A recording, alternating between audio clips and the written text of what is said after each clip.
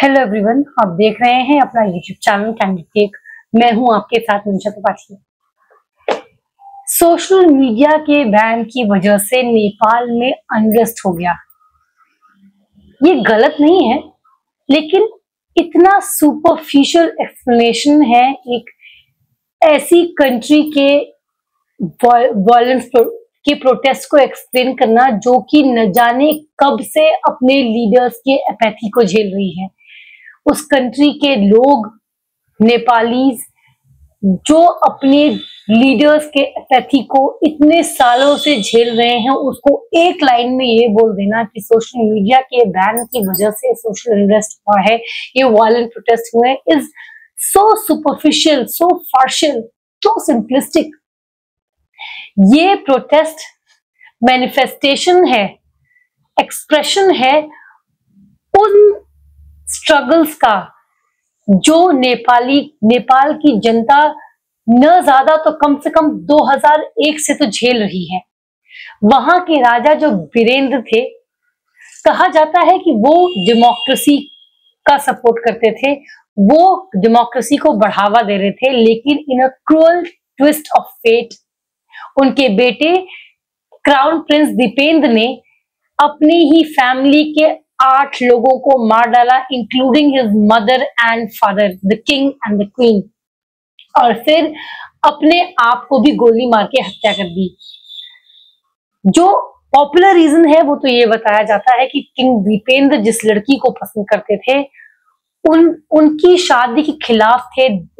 Prince Dipendra जिस लड़की को पसंद करते थे, उस लड़की के शादी के खिलाफ थे। दीपेंद्र के परिवार वाले, राज परिवार उस लड़की से शादी के खिलाफ था, इसलिए ये मैसेकर किया प्रिंस दीपेंद्र ने। लेकिन इसकी अपनी और कॉन्स्पिरेसी थ्योरीज हैं जो कि प्रूव या डिस्प्रूव नहीं हो पाई।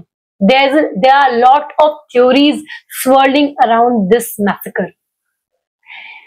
कोमा में चले गए किंग दीपेंद्र और 3 दिन के लिए राजा बन गए। हाँ, कोमा की हालत में ही प्रिंस दीपेंद्र को किंग डिक्लेयर कर दिया गया, राजा डिक्लेयर कर दिया गया, और 3 दिन के लिए वो नेपाल के राजा रहे। उनके मृत्युपरांत जो किंग वीरेंद्र के भाई थे ज्ञानेंद्र, उनको राजा बना दिया गया।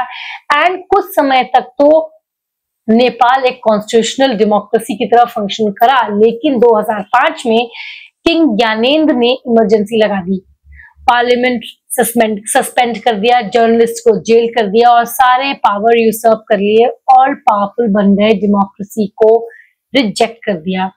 इस बात को नेपाल की जनता ने नहीं स्वीकारा और 2006 में king Gyanendra had to leave power, he was overthrown. जो प्रोटेस्ट हुआ उसमें किंग ज्ञानेंद्र की गद्दी चली गई। 2008 में मोनार्की को रिमूव कर दिया गया, अबॉलिश कर दिया गया, और नेपाल एक सेकुलर रिपब्लिक बन गया। सेकुलर रिपब्लिक बनाया गया था, जो उसका हार्ट था, जो लोग चाहते थे, जो उनका उद्देश्य था, उनकी जो चाह, जो उम्मीद थी इस ट्रांजिशन से, वो ये थी कि मोनार्की में तो राजा का बेटा राजा होता है, उसमें कुछ खास अकाउंटेबिलिटी नहीं होती, सिटीजन का कुछ खास से नहीं होता, इसलिए democracy is a better form of government, no doubt about it. तो इस उम्मीद से उन्होंने डेमोक्रेसी को अडॉप्ट किया था कि अब citizens will be at the heart of governance. अब जो गवर्नेंस नेपाल में होगी, वो जो नागरिक हैं वो गवर्नेंस की केंद्र में होंगे।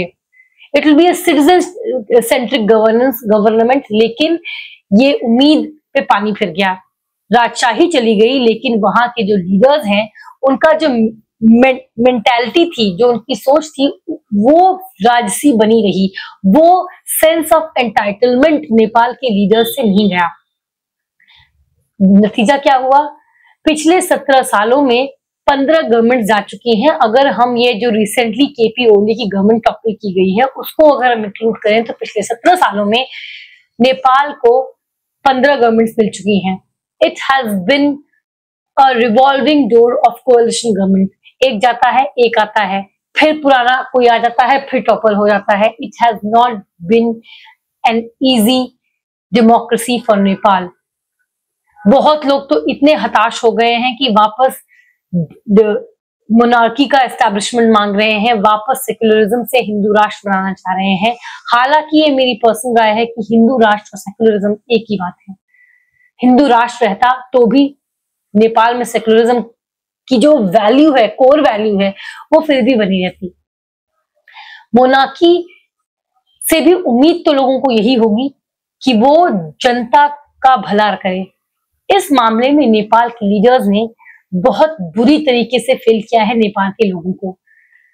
जो प्रॉब्लम थी वो सिर्फ सोशल मीडिया बैन नहीं थी। There are all kind of problem, misgovernance, corruption, joblessness, the nepo kids trend. Nepo kids यहाँ तो हम बॉलीवुड से ही परेशान रहते हैं कि एक्टर के बेटे को एक्टिंग दे देते हैं, चाहे उसको आए या ना आए।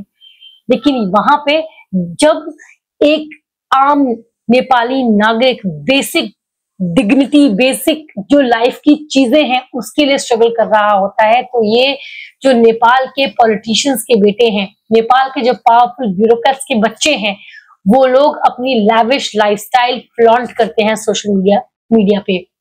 Expensive clothes, expensive brands of bags, expensive vacations, expensive hotels, expensive locations, कपड़ा लत्ता, जूता, bags, they have it all and they flaunt it in the face of the very citizens they were supposed to serve, at least their parents were supposed to serve. ये बात जब ये trend social media पे बढ़ने लगा, nepo kids trend, तब social media पे ban लगाया गया नेपाली गवर्नमेंट द्वारा, and that became the immediate trigger that actually triggered them. Nepal में जो इतनी सारी समस्याएं हैं, वो सोशल मीडिया का ban was just a trigger point. Nepal में अनएम्प्लॉयमेंट इज रैम्पेंट। वहां के जो 33% जीडीपी है वो पर्सनल रेमिटेंसेस से आता है। मतलब बहुत ज्यादा एक्सोडस है नेपाली यूथ का, नेपाल के जवान लोगों का बाहर जाके एम्प्लॉयमेंट ढूंढना। A large number of over 7 lakh Nepalese leave Nepal in search of job, in search of employment in foreign countries, क्योंकि नेपाल में नौकरी नहीं है। ये लोग बाहर जाते हैं, कमाते हैं, और जो रेमिटेंसेस भेजते हैं, नेपाल की इकोनॉमी मोस्टली उसी पे बेस्ड है। नेपाल के लोगों को वहां कोई नौकरी नहीं मिलती। वहां पे सिर्फ पॉलिटिशियंस के, पावरफुल पॉलिटिशियंस के बच्चे थ्राइव करते हैं। इस 30 मिलियन के जो आबादी वाला देश, एक आंकड़े के हिसाब से वहां पे हर महीने 65,000 से भी ज्यादा बच्चे बाहर जाते हैं नौकरी ढूंढने। नेपाल का जो अनएम्प्लॉयमेंट रेट है वो 12.6% है, और जो 15 से 29 साल के यूथ है उनके बीच 20% है अनएम्प्लॉयमेंट रेट। इस बात से नाराजगी थी, पॉवर्टी, करप्शन, अपैथी, जैसे कि मैंने शुरुआत में कहा, उस बात से दिक्कत थी। और ये जो प्रोटेस्ट थे वो उसी अपैथी, उसी जो गुस्सा इतने सालों से था नेपाल के लोगों के मन में, उसका एक्सप्रेशन है। This Gen Z protest was leaderless. Of course India, मैं एक इंडियन हूं, और एक इंडिया के लिए नेपाल का ये जो प्रोटेस्ट है वो कैसे अफेक्ट करता है। जो नेबर्स हैं वो अगर थ्राइव ना कर रहे हो, so they have a potential to drag you down. So no, it's not a good scenario for India. Bengal, Sri Lanka और अब नेपाल, ये इंडिया के लिए अच्छे साइंस नहीं है, लेकिन इंडिया कुछ खास इसमें कर नहीं सकता। नेपाल जिस मुसीबत में है, उसको जो रिफॉर्म्स चाहिए होंगे, जो स्टेप्स उठाने होंगे, वो इंटरनली ही हो सकते हैं। आंतरिक जो इसका जो सोल्यूशन है वो इंटरनली ही आना होगा, अंदर से ही आना होगा। बाहर से करके कुछ नहीं हो सकता। Nobody can help them from the outside. India can only show solidarity कि आप जो भी स्टेप्स उठाएंगे हम उसमें आपके साथ हैं। इसके अलावा इंडिया के बस में कुछ नहीं है। इनफैक्ट अगर इंडिया को ज्यादा करने की कोशिश करेगा भी तो वो इंडिया पे फॉरेन इंटरफेरेंस का इल्जाम लगाएंगे। So only thing that India can say is wait and watch and we will help you whenever you ask us for. न जाने कब ये लीडर्स एक्चुअली उन लोगों के बारे में चिंता करना शुरू करेंगे जिनको ये सपोर्ट, जिनको ये रिप्रेजेंट करते हैं, जिनको ये सर्व करने के लिए पावर में आते हैं।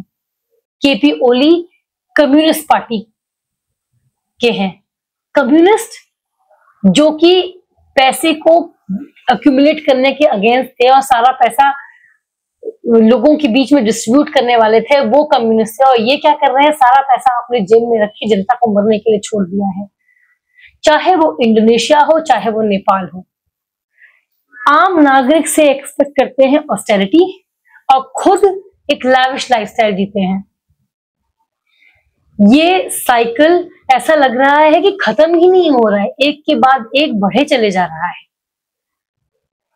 द क्वेश्चन हियर इज, मतलब सुशीला कर्की नई प्राइम मिनिस्टर अपॉइंट कर दी गई हैं, she will be leading the interim government, आगे के स्टेप्स देखे जाएंगे। लेकिन ये पहली बार नहीं है कि नेपाल ने बदलाव देखा है, ये आखिरी बार होगा पता नहीं। ये आगे जो होगा, जो फ्रेजाइल स्टेबिलिटी है वो कब तक बनी रहेगी इसका पता नहीं। Will this change last? That is the question. And the bigger question is, will Nepal ever heal? आज के लिए इतना ही, मुझे दीजिए इजाजत। ऐसे टॉपिक्स पर चर्चा के लिए बने रहे मेरे चैनल कैंडिडेट के साथ।